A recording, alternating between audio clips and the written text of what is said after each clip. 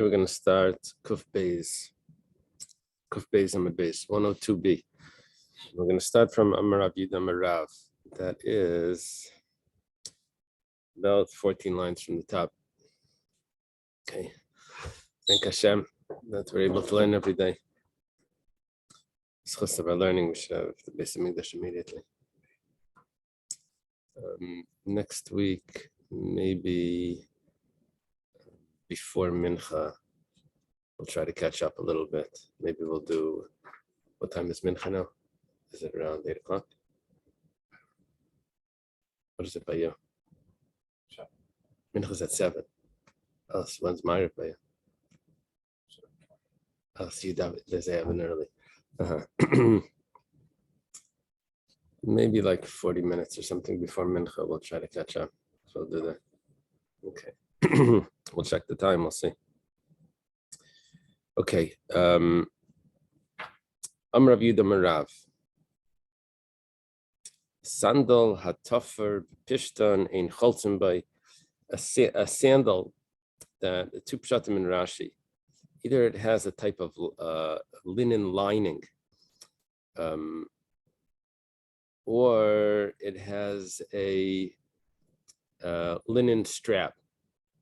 Either it has a lining or a strap. You can't use it for chalitza. Shenamar, it says in the pasuk. This is Rav Yehuda saying in the name of Rav is quoting this. It says, "V'anelcha tachash," and I will put on you a shoe of tachash. So tachash apparently is associated. Tachash is an animal that they had in the desert. Its skin, the hide of the tachash, was used to cover the mishkan. So we're learning from this that the shoe needs to be leather. Okay. Some say the tachash is a giraffe. There was the scholar and all of these nature things and Mishnah and in Tanakh and all of that. His name was Yehuda Felix.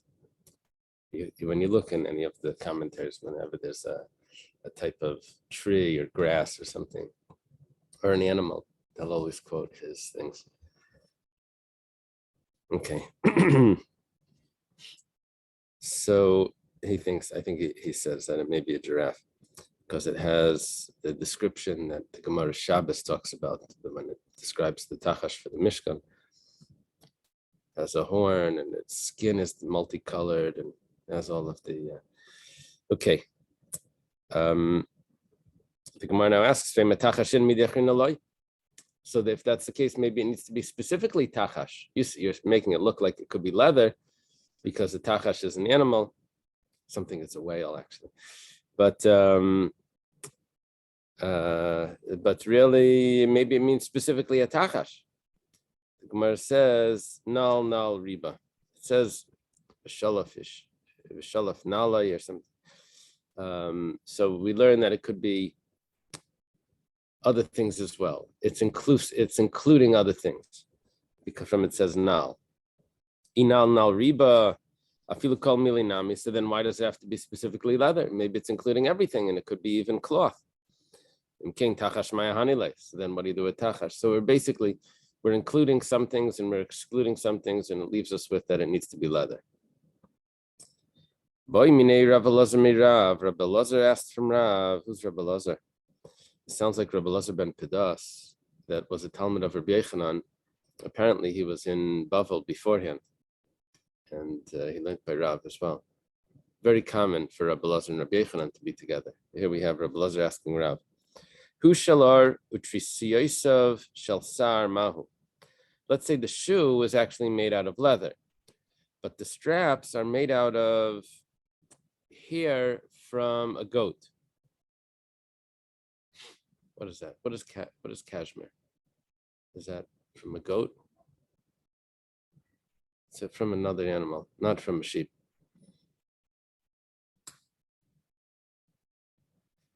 So it's made out of other hair. Rav said, this sounds good. This is considered like tachash. It's an animal product. So it comes from the hair of an animal. That's good enough for us. Gemara says, "Yihachi kulish shel sar nami." So then why does it have to have any leather? Just make the whole thing out of hair. Sounds more like felt or something. It says, "Hahu karaka mikri karka maybe." This is just a slipper. That's not called a shoe. If you make the whole thing out of felt or out of this hair. Amle Rav Kana l'Shmuel. Okay, usually Rav Kana is talking to Rav, talking to Shmuel. Mimai the hayvacholza nale mial raglav mishlafu. I'm jumping to the answer. How do you know? It says v'cholza nale mial raglai, and she removes his shoe from upon his foot. How do you know that v'cholza means that she removes? The ksiv, morning, as it says, v'chiltzu es havanim asher behem anaga, that they remove the stones that have on it the leprosy. So the same word v'chiltzu is v'chalatz, is the word for chalitza. It means to remove. Ve'ima ziruzihu. The problem is that maybe it means to strengthen. Ksiv hecholtzum yitchem anashim latzava. It says, strengthen men amongst you for battle. Which would mean that instead of removing the shoe, it would mean putting on the shoe. We're challenging the whole premise of chalitza. That maybe v'chalatz means to put on the shoe. Echolzo, right? Echolzo doesn't mean to strengthen. I think it means to strengthen, encourage or strengthen. Mar says hasamnami shaluf me beisel karva. That doesn't mean to strengthen. That means remove them from their houses to go to battle. So hecholzo means remove, which means in that case remove from the house. So here also chalitza means the removal of the shoe. It says that the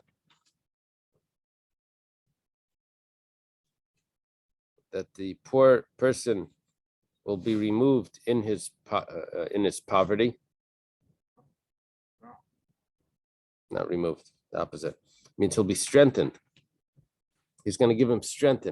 He's going to give him strength in his poverty. The Gemara says it doesn't mean strengthen over there. It means b'schar anyai yecholz medina shalganim, means that he'll be removed from the punishment of Gehenna for reward for his suffering. Yeah, we're going back and forth here what the word chalatz means. Maybe it's one of these Hebrew words that could be, I forgot the English word for this, that it means the same thing and its opposite. There's words like that it means both. Like dust the furniture or something, it means to remove the dust, and it could mean to, I forget the name of it. No, well, an antonym would be just the opposite of it. No, but this is one word that has two meanings for it. So it's asking, maybe chalatz means to remove and also to put on. Okay, in Hebrew you have this more often. You have like sakal is to stone and also remove the stones. Sin and to be purified of sin in their time. Yeah, chite actually means to purify. That's interesting. Chite is sanayas or something. It means to purify and also means to sin. Excuse me, what daf are we on? We're on 102b. We're about halfway down. That the angel of Hashem camps surrounding those that fear him, and he strengthens him. So it means to strengthen. It says no, means he removes them from the judgment of Gehenna. That your bones he will strengthen. And Rabbi Elazar says is the best of all the brachas to have strong bones. And Rava says it means to strengthen the bones. You see, chalitza means to strengthen. It doesn't mean to remove. The Gemara says no. You're right. It does mean to strengthen, but mashmachi, it means both. It means remove and it means to strengthen. The hacha isal kadaitach zuzihu, but over here, if it would mean to strengthen, and king lichtev rachmana v'chalza nalei biraglai. Yeah. Sometimes in Hebrew, the word changes. The meaning of the word changes based on the word after it, the prefix of the word after it. If the word after it says biraglai, then it would mean strengthen it on his foot. But if it says meiraglai, that means you remove it from his foot. It depends on the prefix afterwards.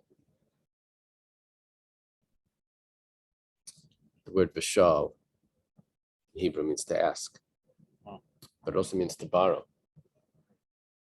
So you look at the word afterwards, and if it's min, if it's from, so then it would mean to borrow.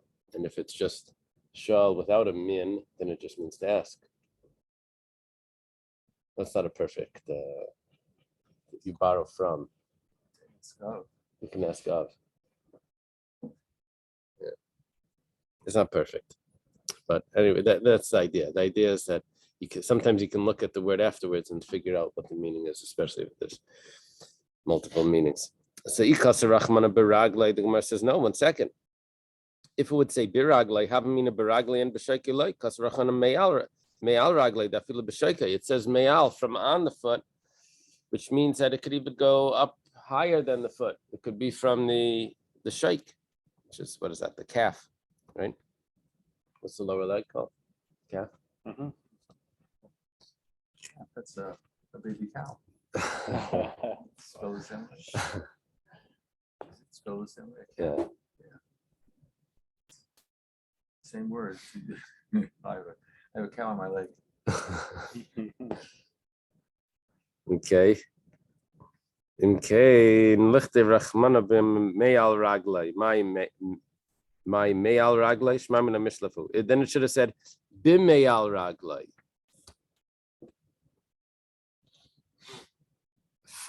Not from, but upon what's above the foot. Not from upon the foot. From upon the foot means that removing from the foot. Yeah. So it's missing the prefix b, so that tells me that it's talking about removing the shoe. There was this heretic that asked him, Rabbi Gamliel. The heretics are the early Christians. That's the basic understanding. He asked Rabbi Gamliel throughout Shas. That's what we think.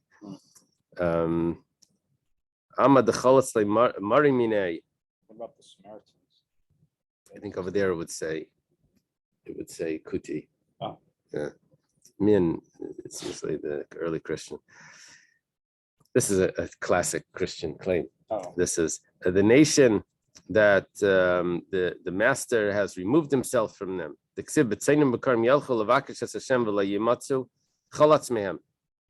He's removed from them. That He removed himself from Israel. yeah, that Hashem is removed from the Jewish people. That was the Christian claim, Right, yeah. that God gave us up. He abandoned us and chose the Christians. So yeah, you look at the debates like of the Ramban. That's the basic argument. That basically, we're doing so well. We have all these armies and buildings and churches and stuff. So of course that means God chose us. Oh yeah. Yeah. Yeah. Okay. What's the answer to that? The Ramban said, you make a big deal about Yashka suffering. Yeah. And then when the Jewish people suffer, you make it like as if God, that we're not the chosen. It's not the, I think, which basically meant that the Jewish people he was saying that the Jewish people are the Mashiach that's suffering. And the persecutors are the Christians. They're the ones that He switched the tables around. You know what they claimed. He claimed back to them. Okay. There was a time when he could have persecuted like some of the early Christians, I think, like capital punishment, or Right. being recourse. And I think someone said like not to, like if you do, therefore you'll martyr them. Uh-huh. So instead, like let them live, and just like all the other recourse, it's just like a temporary, Uh-huh. bad comes and goes. Uh-huh. Yeah, well, the early they were persecuted as well until Constantine. They were killed. So he's saying that God has forsaken us. Chalatz mehem. Amalei shaita. Miksiv chalatz lahem. Chalatz mehem ksiv. He is removed from them. V'ilu yevama the chaltza la'achad midim mishashis. He's switching it around. He's saying that if the brothers do chalitza on the Yevama, they take off her shoe. Does that mean? And it was what he was saying was that once chalitza is performed, then they cannot go back and marry. So if the Jewish people have done chalitza on Hashem, then we can't go back to Hashem. It's all over. And he was saying, no, it's we took off the shoe from Hashem. And no, it's not we took off the shoe, the opposite. It's Hashem took off the shoe from us. Hashem took off the shoe from us. So then that's not a chalitza at all. Okay. Banpilia chalitza psula. If chalitza was done with socks, lememra. So it's not valid. Lememra dan anpilia lav minalhu. You want to say that socks are not a shoe? Utanan nami. We have a mishnah. Eina teirem nichnas lebepargud chafas lebanpilia veintzach lemer b'minal v'sandal. If you say nichnas minal v'sandal azar, talking about the person that would go in to take out the coins. The shkalim. It was teirem esalishka. Remember, we put it into 3 baskets and all of that. So it says that he's not allowed to go in with a garment that has a cuff or a lining that could hold a coin. We don't want anyone to make a claim that maybe he's walking out with coins hidden. And he also can't go in with these socks. And for sure he can't go in with shoes, because you're not allowed to wear shoes or sandals on the Harabayas. Lazara here. It says, Lazara. What about Take in off the shoes. Outer. Well, you have the courtyard there. Right. I think on the whole mountain, right? You have to take off the shoes. It says Veraminu, 1 second. It says Echen Minol v'sandal v'anpilya layitayal bam lemi bayis l'bayis lemi tlmita. It's not so. Anpilya is actually a shoe. It's not just a sock. Because, or maybe we're saying a sock is a shoe. Because on Yom Kippur, you're not allowed to wear a shoe, a sandal, or anpilya. Not from house to house and not from bed to bed. What do you need?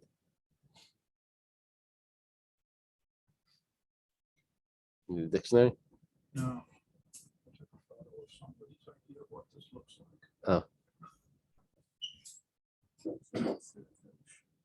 So there's a contradiction. We're saying that anpilya is a shoe. One place it says it's not a shoe. Another place it says it is.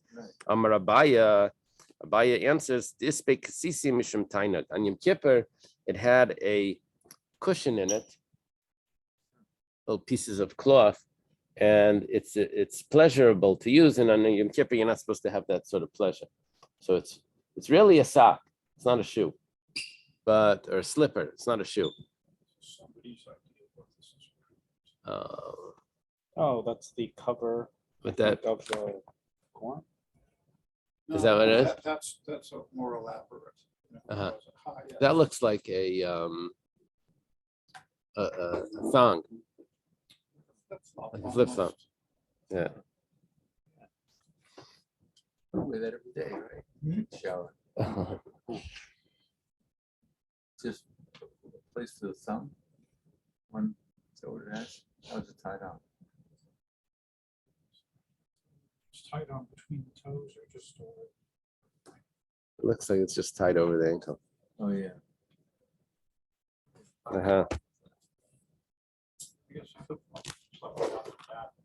It's the same thing. If you tie it tight, it will stay on. So Rava has a problem with the bias answer. Might go through the toe just like the flip flop. They cut off a guy's foot just out of his picture. Not really. Okay, go on. Amalei Rava, Mishum Tainik B'lei Minal B'yem Kippur Me'asir. What are you telling me? If it's not a shoe, Rava claims to abaya. If it's not a shoe, is there a problem to wear something soft? You're not allowed to have any pleasure on Yom Kippur. You're not allowed to put on comfortable clothes and comfortable sneakers, Crocs. You're telling me that it's prohibited because it has a cushion there? But Rabbi Baravuna karach sudra kari v'nafik. Rabbi Baravuna, he would wrap a cloth around his foot and he would walk with that. And obviously it was because it would make it more comfortable to walk, right? He would put some sort of towel or something around his foot. Rava says, I'll tell you what the answer is. We had a contradiction if anpilya is a shoe or a sandal or a sock or something. Kanban pilya shalar, kanban pilya shal beged. It depends what it's made out of. If it's made out of cloth, then it's considered a sock. And if it's made out of leather, it's considered a shoe. Okay. Hachinam mistabra. Also makes sense. Dilei tema hachi. If you don't say this, kasha yom kippurim. We have a contradiction on Yom Kippur itself. The Tanya was taught le'yatayel bekur the kisin b'teich beisay. A person shouldn't wear slippers in his house. Aval metayalu ban pilyim b'teich beisay. But he's allowed to wear these socks in his house. Ella lapsh ma'amina kan ben pilya shalar kan ben pilya shal beged. It depends. Socks were synthetic at the time, like plant-based, cotton and things like that. Yeah. You know, not like today. Today the Plastic, like I don't know. Well, you try to get the cotton one. Yeah. I guess that's what everyone's looking for. Yeah. They go to the store. So kanban pilya shmamina. See from here that there's a good teretz. That even on Yom Kippur itself, it depends what type of anpilya it is.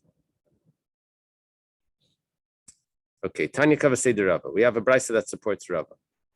It says cholza b'minal hanifram. If she did chalitza from his foot with a shoe that was torn open on the seams, shechayfes reva regel, or it covers most of the foot, not all the foot, most of the foot. The sandal hanifchas shemakavelas reva regel, or the bottom has a hole in it that it gets most of the foot, it receives most of the foot, but there is a hole. The sandal shel sham, if the sandal was made out of cork, or shel siv, or it's made out of other fibers. Siv was like on a palm tree. Bekav hakiteya, if she did chalitza with his prosthetic leg, she pulled off the fake leg. For Mike, or maybe Mike is felt. Mike used to, what was the word yesterday? Moccasin. Besmichas haraglayim, with a blanket that goes on the feet. This is someone that's has to crawl or goes on his drags his feet. He puts this leather underneath it as a protection. It's called the smichas haraglayim. On pilya shalar, sandals that are made of leather. That's what we were looking for. V'chiletzes min agadol, v'hachiletzes min agadol is someone that does chalitza from an adult.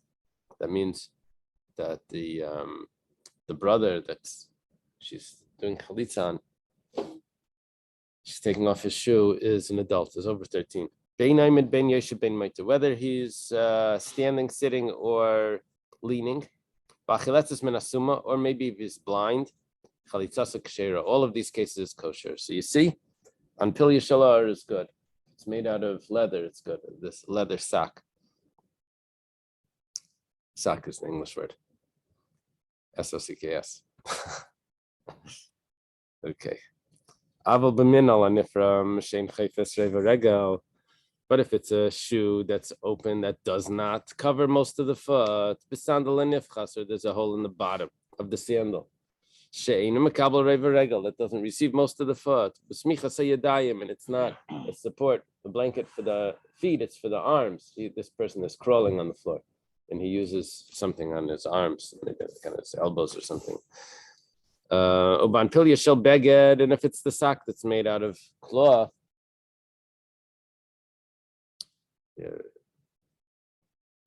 I would assume that they were using woolen socks. That would be my assumption. But They weren't using beged in general is used for wool or linen. We had other gemaras that beged means wool or linen. So we have two kinds of amputees, right? We have people without their legs. Now we have people without their craw. Yeah, but it probably means they don't have legs, and they can't walk on their feet either, on the stumps. They have to walk they have to use their arms to get around. So they would put some sort of protection on their arms. Comment about Vegas is interesting because you got the lack of my suit. Tzitzis. Yeah, the Alter Rebbe is strict about it, right? Yeah. This week's parsha, right? Tzitzis is this week's parsha. Yeah, yeah. No, at the end, tomorrow's chumash. Okay. On Pilya shel beg the chiletzis min hakatan, or someone that does chalitza from a child, chalitzas psula, chalitzas pasal. Kav hakitei. Okay, that's our proof. Now we go back. Kav hakitei amani. Who's the one that holds that the prosthetic foot or leg is considered a shoe? Who holds that? That you're allowed to take that, remove that from the person, and that's considered chalitza. He said, well, that's Reb Meir. That's Reb Meir. The Tanana was taught in the Mishnah, Kiteya Yetzu B'Kapshalei Div Reb Meir Reb Yesi Yesa. The Kiteya is allowed to wear his kav. His kav is the word kav.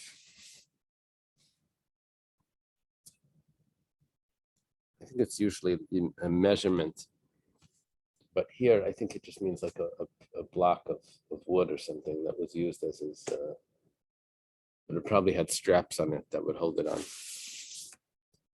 Anyway,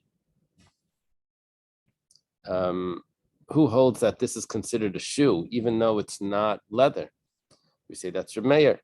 Reb Meir says that a kiteya is allowed to wear it outside on Shabbos. The Reb Meir, Reb Yesi says that he can't. Okay, so Reb Meir is the one that holds that this is a shoe. Let's go further. It says, "Ban pilya shel beged." But if you go further, it says that on pilya shel beged, that if the sock is made out of cloth, not made out of leather, who holds that?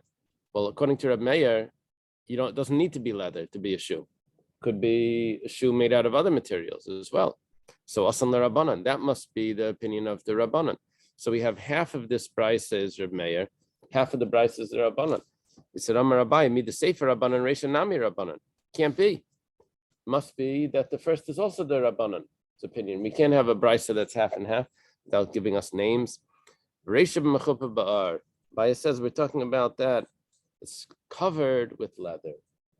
Wow. So this kav, this prosthetic leg of the or foot rather, of the kiteya, the amputee, was covered in leather, and that's why it's considered a shoe, and that will fit with the Rabbanan. Amalei Rava, avalei einach mechupa ba'ar mai. Rava says if that's the case, then let's say it's not covered in leather. Then what would be the halacha according to you? Pasul. Then it would not be considered kosher because it's not covered in leather.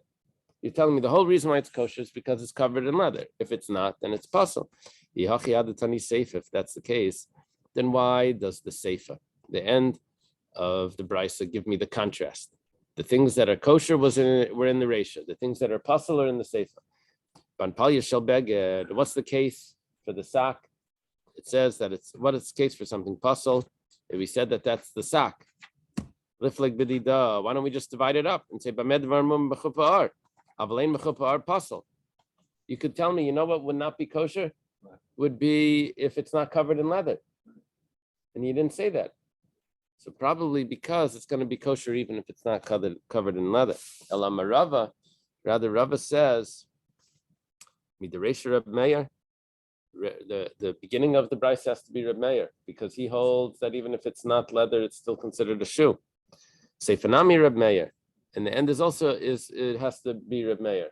So if that's the case, so then why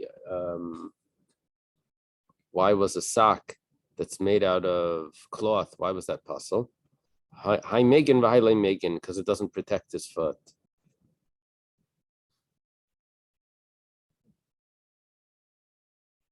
That's a different issue.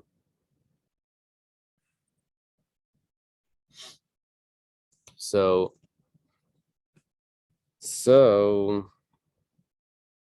the kav hakiteya, the prosthetic leg, is going to be considered a shoe, but the garment will not be considered a shoe. The cloth sock is not considered a shoe because it doesn't protect. Amar Meimar, Haiman decholitz tzarech lemedachasya lekare lemidchase lekare. The person that's chalitza is being done to has to push his foot on the ground. It's going to be very hard to get the shoe off if he pushes his foot on the ground. Amalei Ravashi la Meimar v'Tanya ben Emin ben Yosef ben Muta. What are you talking about? He could be sitting or standing or leaning. He doesn't have to push his foot on the ground. He could be sitting or leaning. No, even though he is sitting or leaning, he still has to push his foot against the ground. Now, what's the reason for this? It doesn't really say.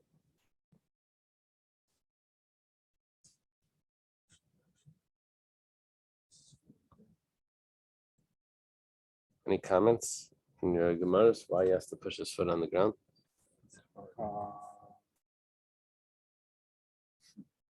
Maybe it should be removed and not. It should be clear that she's removing it and it's not dropping off his foot. Is that like? Yeah, like the dangling shoe. Oh, yeah, it says the Yavam must stand or lean against a wall or a pillar and press his foot on the ground in accordance with. I mean, Is that what you just read? no, we didn't. You're reading a halacha. We read it in the Gemara. Oh. That a member says he has to push his foot on the ground. No dangling. No dangling. No dangling shoes. Yeah. He's something you could kick off your shoe. It's not taking it off. See if it's large. Wood shoes. In Holland, don't they wear wood shoes to work in the mud with a sock underneath it? But does that fall off? Here we're saying what it sounds like is that if it would fall off on its own, it would be a problem. Right. It has to be removed. It has to be a well-fitted wooden shoe right to your foot. Because leather, you can see, you lace it up. Yeah. Where There's something called gator. Yeah, it's like a flat It's like a platform. platform, but it's got straps or like a flip flop. Uh-huh. They're very clever. So their shoe doesn't sink in the mud. Oh, really? I think, yeah, like when they in the rice fields or whatever. So they have like blocks under their sandals. Yeah, there are two pieces. Yeah. That come down onto the platform, so you get above the ground. Mm-hmm. So it's like a stilt. It lifts them up a little bit. Doesn't look very comfortable at all. But they were not bad. But you can walk in the I mud. don't know if people wear them anymore, but when I was there, it was still good. So you can You walk live in there? fields Wow. in mud. You live there? Wow. So you can walk in mud. Is that the idea? No, I think they did walk like a rainy street. You want to get your shoe mud. Cheap. Well, probably. Instead of galoshes or rubbers, right? Still shoes. Well, it stilts without a pole that would sink all the way in. That would be difficult. It's more surface. Yeah, it's a stable Right. shoe. Right. Okay. V'amar Ameimar. Ameimar is another statement. Haiman demiski al lichse dekare. someone that walks on the top of his foot, this would be club-footed, or his foot is bent over. So loy cholitz, cannot do chalitz on him.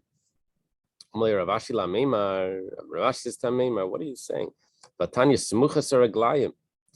We have a person that can't walk, and he's puts these blankets, leather blankets, over his legs so that he should be able to crawl and not hurt his feet. Now you're telling me that someone that's club-footed can't do it. But it means that the foot is bent over. Instead of having the feet flat like this, Right. it's bent like this. So he ends up walking like partially on the top of his foot instead of. Yeah.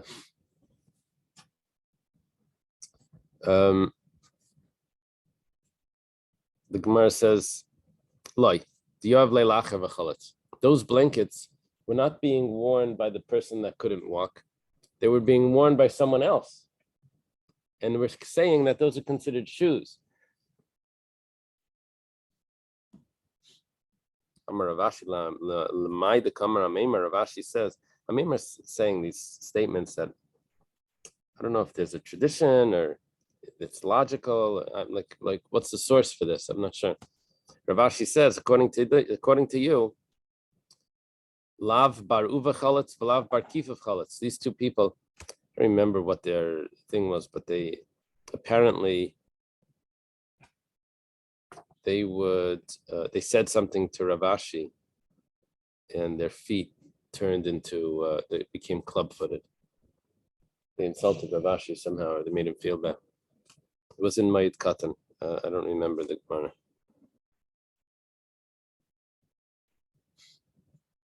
They were eulogizing something.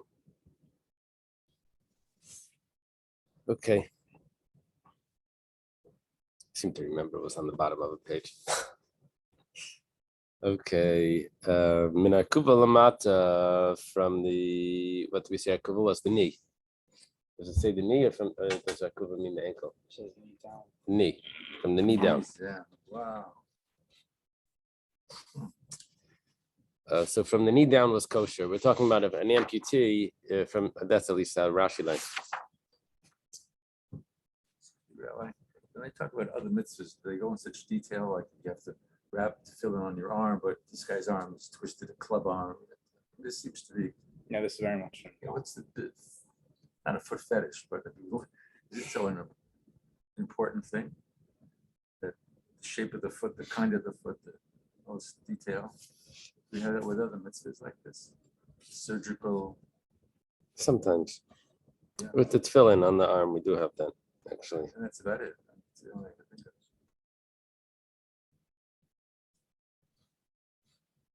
Is this normal for Gomorrah to go into every kind of? Yeah.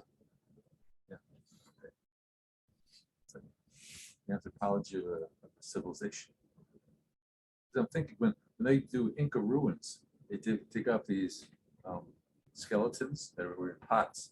They say what, and they find holes in the brain. Say, oh, they must have done these kinds of operations based on that kind of detail. Forensic reconstruction of a society based on. Right. We have more words. With words. But a mini, you have a contradiction. Raglayim, when it says shalish regalim, it says shalish regalim tachig, that you should celebrate the three festivals. Prat labali kabim. This means that people that have to walk on a prosthetic leg are exempt. They don't have a foot. Now, what we're saying now is that you're telling me that if someone's missing his foot, he can still do chalitza. He takes, because the calf is still considered the foot, but that it wasn't considered the foot when it came to Eiler Regel. He was pater from Eiler Regel. My answer, Shani Hacha Diksiv Mei Al Raglai, from above his foot. So that's good enough. From above the foot. Above the foot tells me that even the calf is considered the foot over here. Then why not the thigh above the knee? Meyal v'lay meyal the meyal.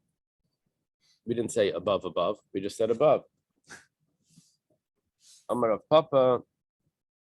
Rav Papa says Shmamina. We see from this, Hai istavira ad ara nachas. It must be that the heel, maybe another part of the bein shoik l'regel, sounds like the knee. Kabila.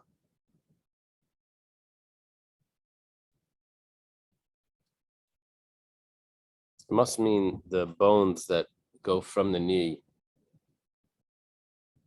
No, shoik l'regel. Shoik l'regel means no. It means the heel. The yerech would be the knee. Would be the between the calf and the thigh. That would be the knee. This is between the calf and the foot.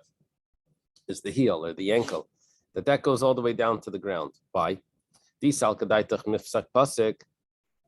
I guess they could really look on the skeleton and see, So Havalei meyal, b'shoika meyal de meyal.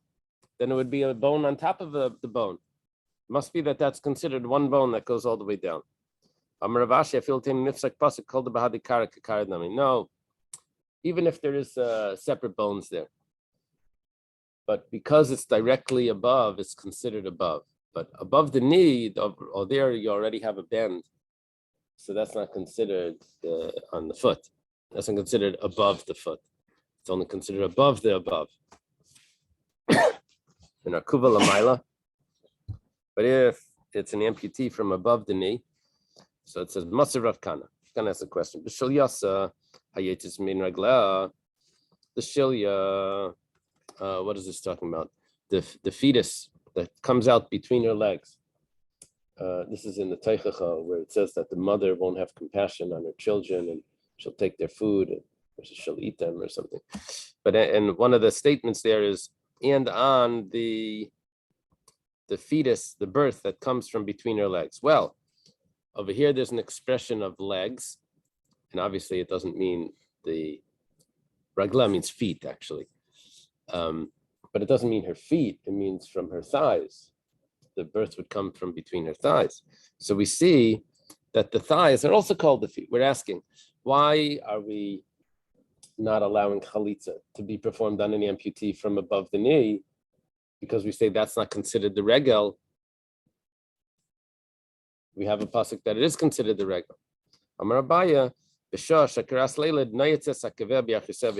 nope, it's not what it means. What it means is that when she's giving birth, she takes her feet and she curls them up, she bends them up to her thighs, and she gives birth like that. She gives birth like with her knees, with holding her legs, giving birth like that.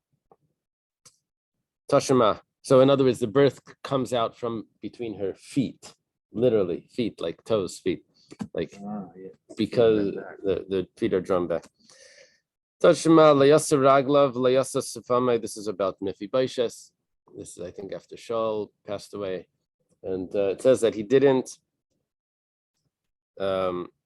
fix the hair on his feet and not on his mustache. It's talking about, I guess, the pubic hair. It didn't. Sefamai. Now, raglav over here means not his feet, but it means his thigh. It means that the hair around the private area. Kumar says, anyway, listen, Amalia, that's just a euphemistic expression that they didn't want to say that. They say the feet. I don't know what he was, how they would trim the hair, the pubic. I didn't know that they would do that. Tashima, come and listen. Vayavi Shaul lahasech es raglav, and Shaul went to cover his feet. Now that's an expression that means to urinate. Now, if that's the case, then it doesn't mean feet, it means the thighs, the upper legs, and we're calling it the feet. So we're saying that we should be able to do chalitza from someone that's an amputee above the knee, because that area is still called the feet. So it says lishna meyalia. That's just a euphemistic expression. Tashmach meseches raglav b'cheder hamakera. He would urinate in a cool room. Is this by Ehud? I think this is by Ehud. When he came in and he killed Eglon. So lishna ma'alia. This is also a euphemistic expression. Amar Rabbi Yochanan. No, this is not by Ehud. This is by Sisra. Yeah. Amar Rabbi Yochanan. Sheva bilas boles Rosh Hashanah. Mesachos Raglav. No, that was Mesachos Raglav was the Cheder Makir was Eglain. Okay, now we're moving over to Sisra. It says that Sisra had relations with Yael 7 times on that day. And it quotes the verse. Listen to this. Shnamar, you see, the verse doesn't actually tell us that they had relations. The verse just tells us that she gave him food and she cut off his head. Not she cut off his head, she put the peg through his head. That was the peg. In the story with Torah. Yeah. For Barak. So it says Bein Raglea Kara, but in the song of Devorah, you have you have this between her feet. He crouched down. Nafal, he fell. Shachav, he lay. Bein Raglea, between her feet. Kara Nafal, he lay down, crouched, and he fell. Basher Kara, where he crouched down. Sham Nafal, Shadad, he fell down. Shadad means like expired, taken, captured, something, dead. The Gemara asks, how is this possible? But she's getting pleasure from the sin.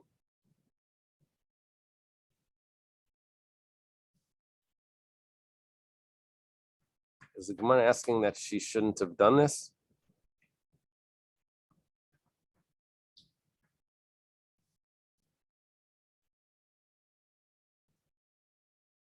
Weren't here saying that she had relations with him? Yeah. She killed him. Yeah. She had relations with him, the Gemara is saying not only once, but 7 times. Well, she kind of, she's used to him. Yeah. Gave, This was to tire him out so that he should she should be able him, to kill. like milk or something. Right.